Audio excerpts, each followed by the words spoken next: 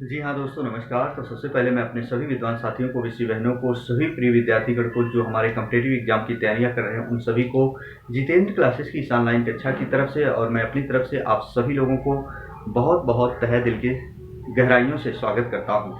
प्रिय विद्यार्थीगण, आज हम पढ़ने वाले हैं तत्पुरुष समास का संबंध तत्पुरुष उपभेद। याद रखना, तत्पुरुष समास का संबंध तत्पुरुष उपभेद पढ़ने वाले हैं। विद्यार्थीगण, बहुत ही महीन पहलू के प्रश्न लेकर हम आप सभी लोगों के सामने रूबरू मुखातिब हुए हैं, तो आप लोग पढ़िएगा। यदि वीडियो अच्छी लगे तो याद रखना लाइक और सब्सक्राइब जरूर करिएगा। और विद्यार्थीगण, आपको पता है कि मैं वही बिंदु लेकर आप सभी लोगों के सामने रूबरू मुखातिब होता हूँ जो बहुत अच्छे बिंदु होते हैं, जो एग्जाम में आने वाले होते हैं, है ना। तो प्रिय विद्यार्थीगण, संबंध जो तत्पुरुष होते हैं, जो तत्पुरुष समास के 6 उपभेद में से संबंध तत्पुरुष उपभेद होता है, उसकी जो विभक्ति चिन्ह होती है प्रिय विद्यार्थीगण, का, की, के होते हैं। बहुत ध्यान से सुनना, का, की, के होते हैं, जबकि संबंध कारक जो होते हैं का, की, के, रा, री, रे, ना, नी, ने, उसकी विभक्ति चिन्ह होती है। टोटल वहाँ विभक्ति चिन्ह होते हैं 9। उन 9 में से जो संबंध तत्पुरुष हमारा उपभेद होता है, तत्पुरुष समास के 6 उपभेदों में से, याद रखना वहाँ का, की, के यूज किए जाते हैं। आइए जरा हम बात करेंगे जो इम्पोर्टेंट बिंदु है। जैसे हम बात करेंगे विद्यार्थीगण, मैंने यहाँ दिया है राम राज्य। अब इसका समास विग्रह करोगे तो राम का क्या होगा? राज्य होगा। राम राज्य का मतलब क्या हुआ? राम का राज्य।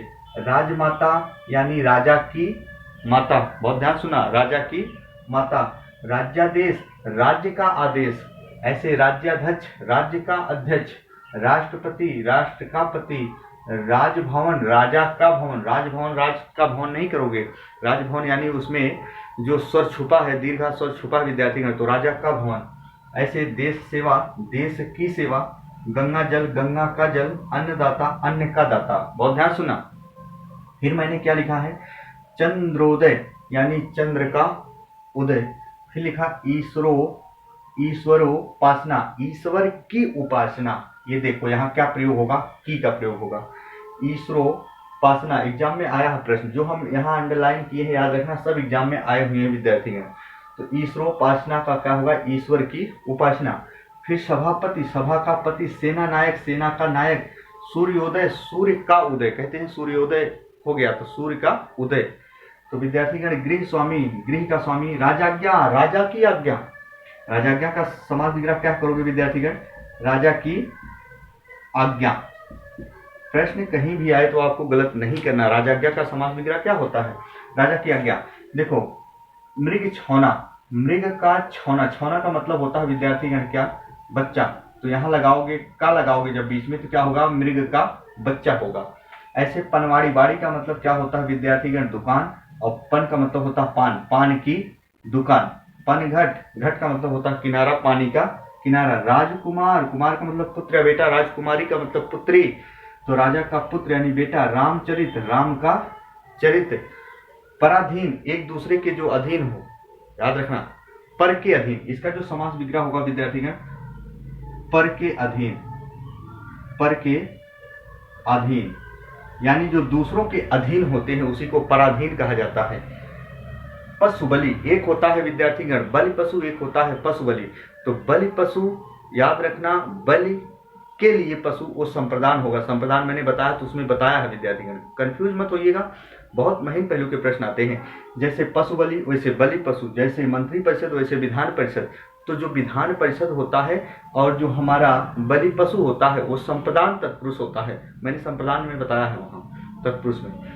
तो पशु बलि, पशु की बलि हम कहते हैं विद्यार्थीगण, याद रखना। मंत्री परिषद, मंत्रियों की परिषद, याद रखना मंत्रियों की परिषद। लेकिन विधान परिषद, विधान परिषद के लिए एक कमेटी, एक गठन, एक व्यवस्था का नाम होता है, बैठाई जाती है।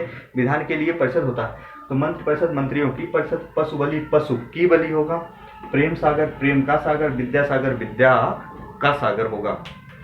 एक बात ध्यान से सुनना विद्यार्थीगण, और मैं आप लोगों से एक आग्रह और निवेदन करता हूं कि आप हर एक बिंदु को जो पढ़िएगा वो कंसेप्ट वाइज पढ़िएगा, अन्यथा विद्यार्थीगण आपका समय जाता है। सिर्फ जो सत्य बात बता रहा हूँ, सिर्फ समय जाता है और समय भी व्यतीत हो जाता है, हमारे बिंदु भी क्लियर नहीं हो जाते, उसमें नुकसान बहुत भारी होता है।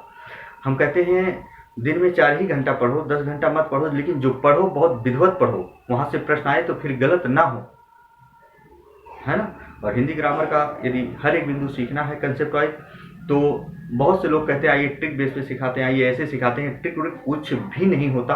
अफवाहों से बिल्कुल दूर रहें। ये दुनिया है आपको किस डायरेक्शन में कैसे मोड़ देगी, और आप विद्यार्थीगण आइए ट्रिक के साथ सीखते हैं, आप तुरंत क्लिक करते हो, ऐसा कुछ भी नहीं है। यदि ट्रिक ही होता विद्यार्थीगण हम 5 मिनट में याद कर लेते, तो हर एक सिलेबस, हर एक विद्यार्थी सालों साल, कई रातों रात, कई सर्दियों की रात नहीं जगते, 1 घंटे की पढ़ाई में ट्रिक से सब याद कर लेते। लोगों की अफवाहों में मत पड़ना, कंसेप्ट वाइज पढ़ना, सफलता के राज आपके लिए खुलेंगे। तो विद्यार्थीगण यदि वीडियो अच्छी लगी हो तो लाइक और सब्सक्राइब करिएगा जरूर। तो मेरी कक्षा तक यहीं तक होगी विद्यार्थीगण। तब तक के लिए मित्रों, जय हिंद, जय भारत।